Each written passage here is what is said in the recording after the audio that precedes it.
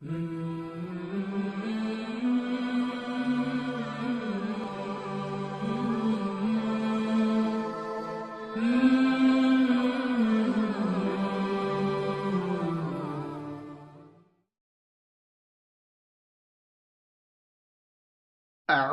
بالله من الشيطان الرجيم.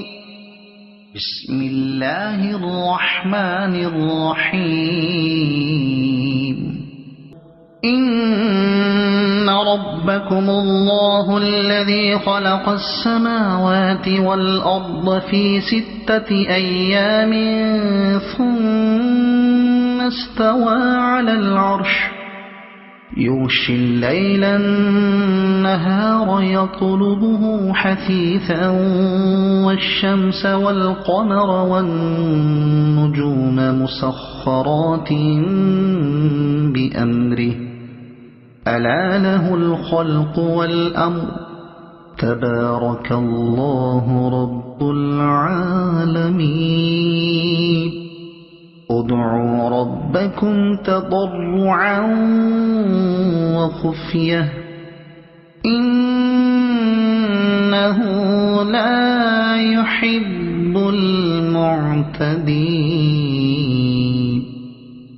ولا تفسدوا في الأرض بعد إصلاحها وادعوه خوفا وطمعا إن رحمة الله قريب من المحسنين.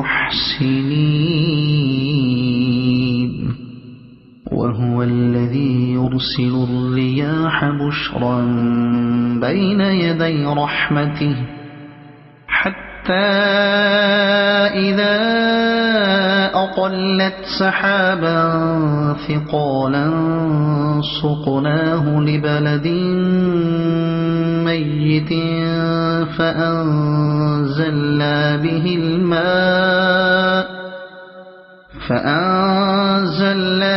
الماء فأخرجنا به من كل الثمرات كذلك نخرج الموتى لعلكم تذكرون.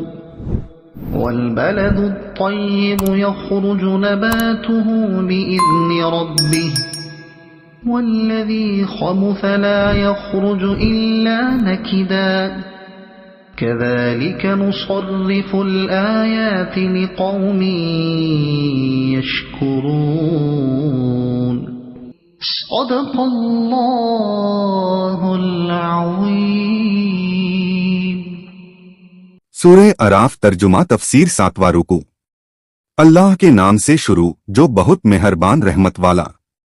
بے شک تمہارا رب اللہ ہے جس نے آسمان اور زمین ان تمام چیزوں سمیت جو ان کے بیچ ہے جیسا کہ دوسری آیت میں آیا ولقد خلقن سماواتے والارض وما بینہما فی 6 ایام. بے شک ہم نے آسمانوں اور زمین کو اور جو کچھ ان کے بیچ ہے 6 دن میں بنایا. سورہ کاف آیت 38. 6 دن میں بنائے. 6 دن سے دنیا کے 6 دنوں کی مقدار مراد ہے کیونکہ یہ دن تو اس وقت تھے نہیں. سورج ہی نہ تھا جس سے دن ہوتا اور اللہ تعالیٰ قادر تھا کہ ایک کھڑ میں یا اس سے کم میں پیدا فرماتا. لیکن اتنے عرصے میں ان کی پیدائش فرمانا اس کی حکمت کا تقاضا ہے اور اس سے بندوں کو اپنے کام ایک کے بعد ایک کرنے کا سبق ملتا ہے. پھر عرش پر استوا فرمایا جیسا اس کی شان کے لائق ہے. یہ استوا متشابہات میں سے ہے یعنی قرآن کے وہ راج جن کا علم صرف اللہ تعالیٰ کو اور اس کے بتائے سے کسی اور کو ہے.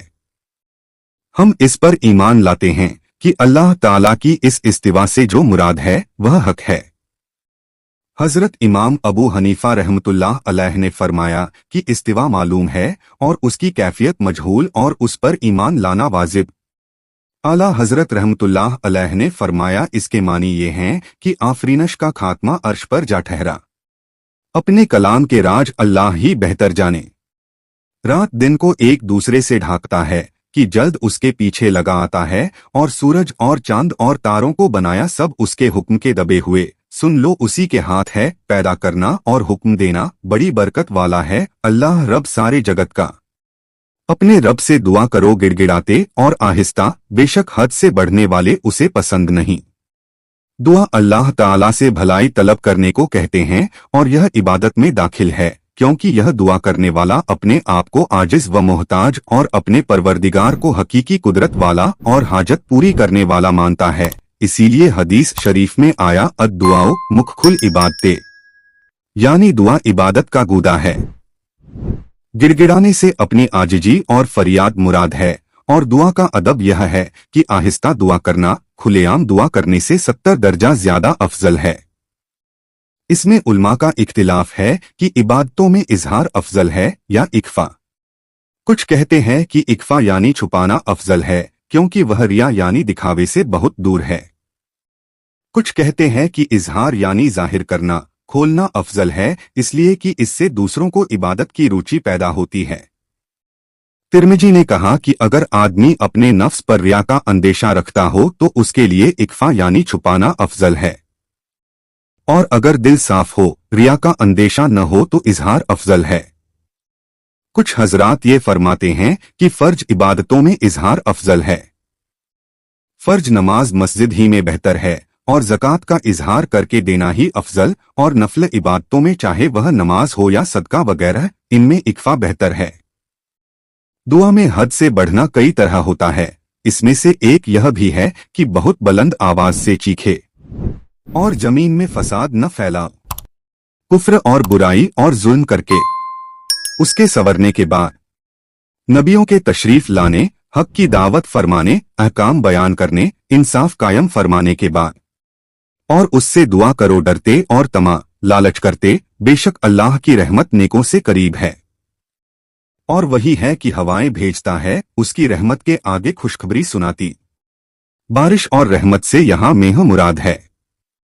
यहाँ तक कि जब उठा लाए भारी बादल, हमने उसे किसी मुर्दा शहर की तरफ चलाया जहाँ बारिश न हुई थी, सब्जा न जमा था।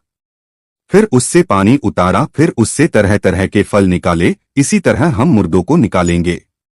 यानी जिस तरह मुर्दा जमीन को वीरानी के बाद जिंदगी अता फरमाता और उसको हरा भरा और तरोताजा करता है और उसमें खेती, दरख्त, फल फूल पैदा करता है, ऐसे ही मुर्दों को कब्रों से जिंदा करके उठाएगा। क्योंकि जो खुश्क लकड़ी से तरोताजा फल पैदा करने पर कादिर है, उसे मुर्दों का जिंदा करना क्या मुश्किल है। कुदरत की निशानी देख लेने के बाद अक्ल वाले और सही समझ वाले को मुर्दों के जिंदा किए जाने में कोई शक बाकी नहीं रहता। कहीं तुम नसीहत मानो। और जो अच्छी जमीन है उसका सब्जा अल्लाह के हुक्म से निकलता है। यह ईमान वाले की मिसाल है। जिस तरह उम्दा जमीन पानी से नफा पाती है और उसमें फूल फल पैदा होते हैं, उसी तरह जब मुमिन के दिल पर कुरानी नूर की बारिश होती है तो वह उससे नफा पाता है, ईमान लाता है, तातों और इबादतों से फलता फूलता है। और जो खराब है उसमें नहीं निकलता मगर थोड़ा मुश्किल। यह काफिर की मिसाल है। जैसे खराब जमीन बारिश से नफा नहीं पाती, ऐसे ही काफिर कुरान पाक से फायदा नहीं उठा पाता। से हम यूं ही तरह तरह से आयतें बयान करते हैं जो तौहीद और ईमान पर तर्क और प्रमाण हैं। उनके लिए जो एहसान माने। अल्लाह अज्जव जल्ला ने सच फरमाया। तर्जुमा और तफसीर कंजुल ईमान।